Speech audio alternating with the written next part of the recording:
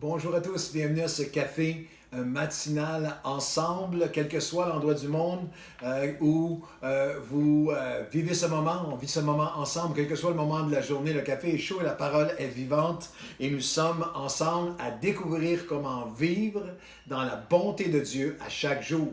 Le psaume 23, quel témoignage! On dit de David, malgré les imperfections de sa vie, des erreurs terribles, toutes sortes tellement humaines, mais pourtant la Bible dit de lui dans le Nouveau Testament qu'il était un homme selon le cœur de Dieu.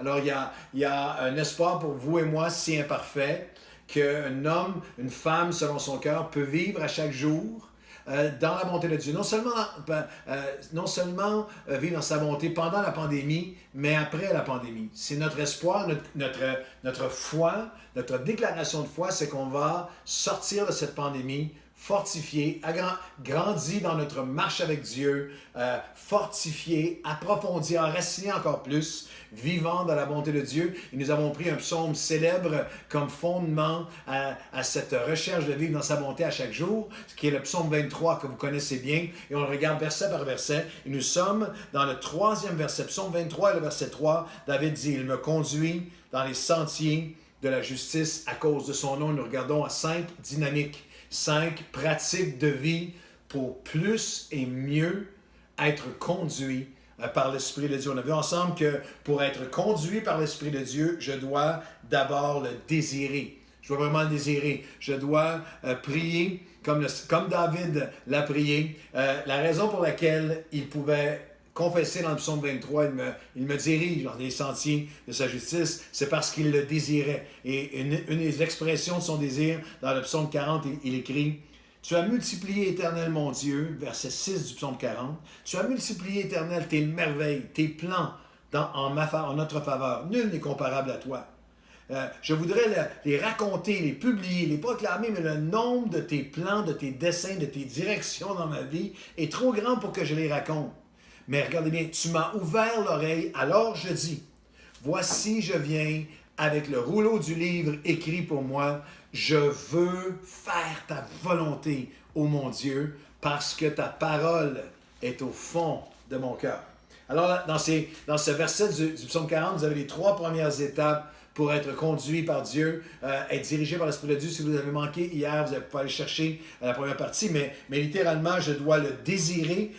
Je veux faire ta volonté. Je dois vouloir lui obéir. Je tiens devant toi le livre du rouleau écrit pour moi. Je veux faire ta volonté, ô Dieu. David marchait avec un sens aigu que vous devez développer, que je dois être rappelé, qu'il y a un rouleau.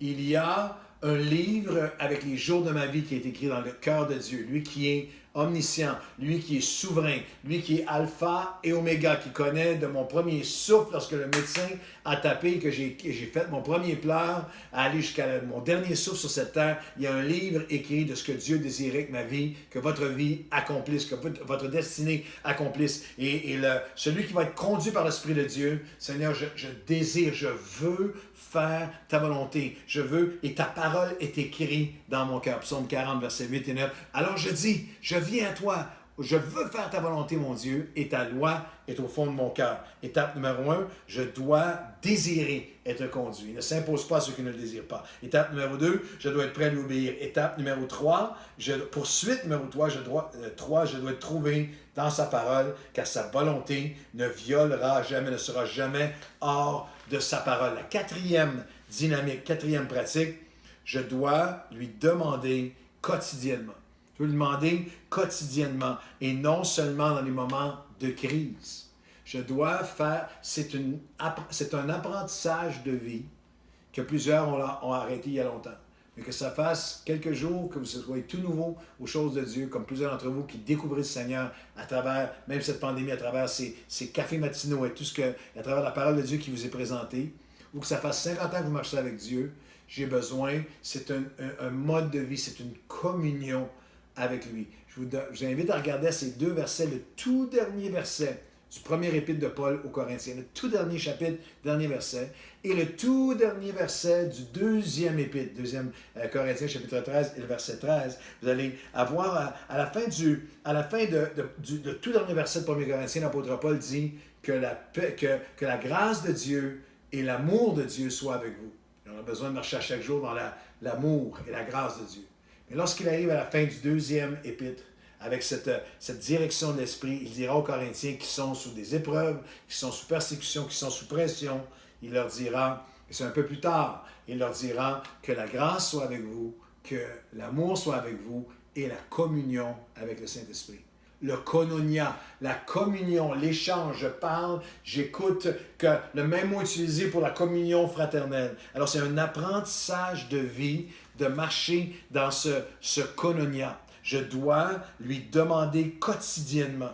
Avez-vous demandé au Seigneur aujourd'hui de vous conduire? Avez-vous demandé de vous conduire dans comment vous allez parler, dans vos décisions, dans vos paroles, dans vos regards, dans vos actions, dans vos priorités, dans vos interéchanges, dans les grandes décisions de votre vie, grandes et petites? Est-ce que vous avez délaissé cette simple pratique de dire aujourd'hui, Seigneur, conduis-moi. Aujourd'hui, Esprit Saint, je suis en communion avec toi. Je te demande de me conduire dans les sentiers de la justice. Je dois lui demander quotidiennement et je dois lui demander avec humilité et avec persévérance. Le psaume 25, 9, encore une fois de David, qui dit Ô Éternel, tu es bon. L'Éternel est bon, il est droit. Il conduit les humbles.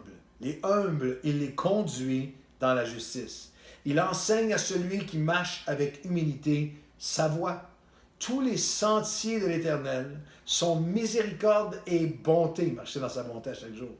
Pour ceux qui persévèrent et qui gardent son alliance et ses commandements. Alors, il y a une dynamique de je veux à chaque jour lui demander de me conduire avec humilité. L'humilité de dire, Seigneur, tu connais mieux que moi. L'humilité de dire, après toutes ces années, que ce soit mes finances, que ce soit mon travail, ma carrière, mes études, mon ministère, je veux te le remettre, je veux te le demander. Je déclare aujourd'hui, j'ai besoin de toi. L'Éternel est bon, il est sans limite, il est droit, il conduit, il veut conduire ceux qui marchent humblement devant lui. Il va leur enseigner sa voie. Et c'est important, parce que sa voie aujourd'hui, il y a des choses qui sont universelles, mais sa voie aujourd'hui peut être différente d'hier ou de notre saison passée. Vous vous reposez peut-être sur des directions d'il y a 1 an, 5 ans, 10 ans, 20 ans, 30 ans. Les choses anciennes se sont accomplies, dit Seigneur. Voici, je voudrais t'en annoncer de nouvelles. Je voudrais te conduire dans les choses fraîches et nouvelles que j'ai pour toi aujourd'hui. Ésaïe, chapitre 50, le verset 5, il dit, le Seigneur m'a donné non seulement une langue pour parler, pour soutenir ceux qui sont abattus autour de moi. On en a besoin pendant cette pandémie. Mais il éveille chaque matin. Il éveille mon oreille pour que j'écoute comme écoute un disciple. Vivre dans sa bonté à chaque jour, vivre conduit par l'Esprit de Dieu, je dois lui demander quotidiennement. Et je dois lui demander avec humilité. Et je dois lui demander avec persévérance. Dans Ésaïe chapitre 50, il dira, le prophète va dire, il ouvre mon oreille à chaque jour, je tends l'oreille, le Seigneur l'Éternel m'a ouvert l'oreille, je n'ai pas résisté, je ne me suis pas retiré. C'est un texte messianique, ça parle de Jésus qui est allé jusqu'au bout, qui ne s'est pas retiré, qui a marché, qui a persévéré jusqu'à la croix et la mort de la croix. Mais l'auteur aux Hébreux reprend dans le Nouveau Testament, pour nous, dans l'Épître universelle aux Hébreux, qui était sous la persécution et sous des pressions terribles et qui était tenté simplement d'arrêter de dépendre de Dieu, de se retirer, de ne plus marcher, de ne plus persévérer à chercher la direction, la volonté de Dieu. Il le reprend exactement. Je viens de vous lire Ésaïe 50, verset 5. Je ne me suis pas retiré en arrière. Et l'auteur aux Hébreux, chapitre 10, reprend ce texte de l'Ancien Testament.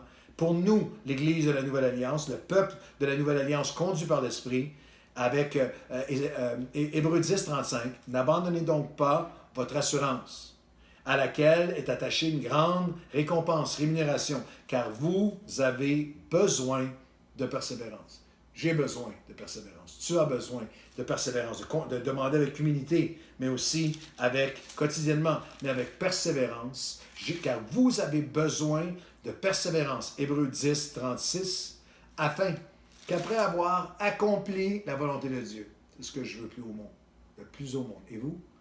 Vous obteniez ce qui vous est promis. Il n'y a pas d'obtention de sa promesse sans cette persévérance, cette recherche. Encore un peu de temps, celui qui doit venir viendra. Il ne tardera pas. Mon juste vivra par sa foi.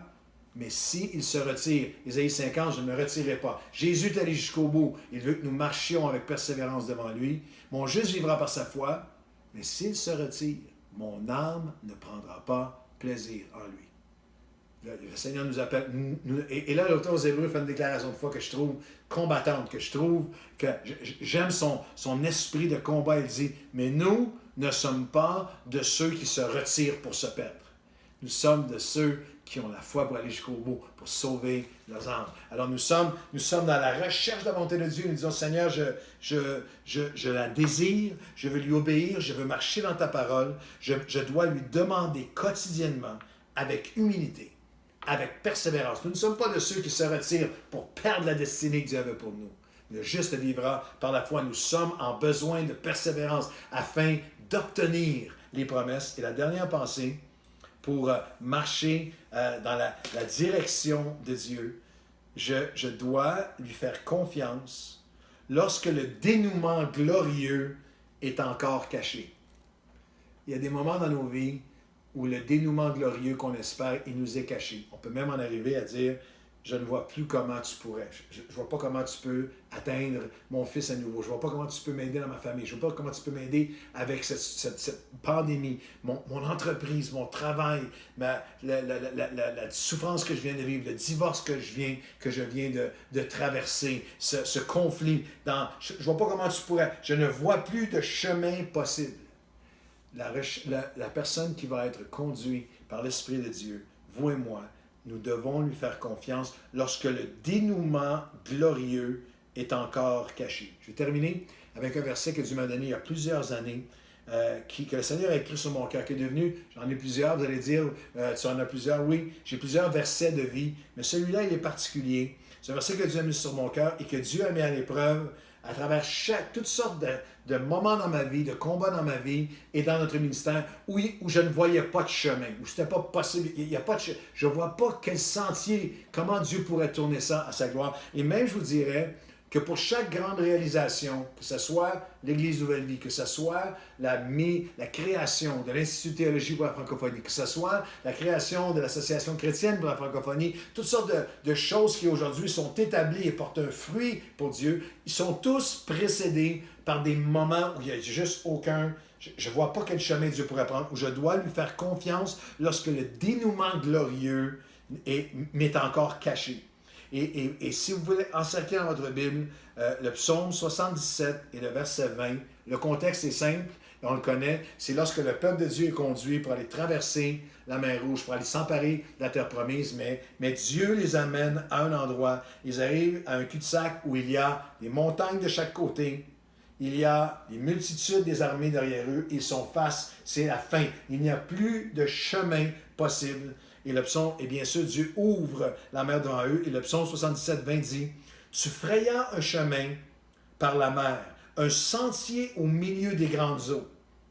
Et tes traces ne furent pas reconnues. » D'autres versions disent, « Tu les conduisis par un chemin que personne ne connaissait. » En anglais, il y a une version, la New King James, qui dit, « Tu les conduisis sur des sentiers dont personne ne connaissait l'existence. » J'aimerais vous dire aujourd'hui que l'homme et la femme qui désirent être conduits par l'Esprit vont être invariablement conduits à des moments où je dois lui faire confiance lorsque le dénouement glorieux n'est pas encore visible, il est encore caché. Il y a un dénouement glorieux, il y a un chemin, il y a une trace de Dieu que personne ne connaissait, que personne ne pouvait imaginer, que toi-même tu ne connais pas, que tu ne connais pas l'existence, mais que Dieu va accomplir. Nous avons besoin de persévérance afin de nous emparer de ce chemin. Alors, laissez-moi prier avec vous alors qu'on arrive à la fin de ce podcast aujourd'hui. Seigneur, nous voulons être conduits par ton Esprit. Seigneur, je le désire, nous le désirons. Nous désirons t'obéir, être dans ta parole. Nous allons te le demander quotidiennement, en communion avec toi, avec humilité, à chaque jour. Mais Seigneur, je prie particulièrement aujourd'hui pour tous ceux qui sont dans ce moment de leur vie où nous avons encore une fois besoin de te faire confiance pour un dénouement heureux, un dénouement merveilleux dont nous ne connaissons pas, nous n'avons plus aucune idée comment tu vas l'accomplir. Le dénouement désiré nous est caché en ce moment, mais nous déclarons que tu es celui qui trace des chemins qui nous étaient inconnus, que personne n'avait encore jamais vus. Alors Seigneur, fais-nous marcher aujourd'hui avec cette confiance, avec cette assurance. Nous ne serons pas de ceux qui se retirent pour perdre ce que Dieu nous avait promis et préparé. Non, nous allons te faire confiance pour tous ces dénouements qui nous sont encore inconnus, mais que tu vas révéler. Notre confiance est en toi aujourd'hui. Et Seigneur, viens fortifier les cœurs de chacun avec moi aujourd'hui pour que nous puissions te faire confiance lorsque le dénouement glorieux nous est caché, mais qui sera révélé et qui sera accompli à ta gloire et à ton honneur pour nous émerveiller encore une fois de ta fidélité dans le nom de Jésus. Amen et amen. Je vous souhaite une bonne journée en sa présence, conduit par l'Esprit de Dieu.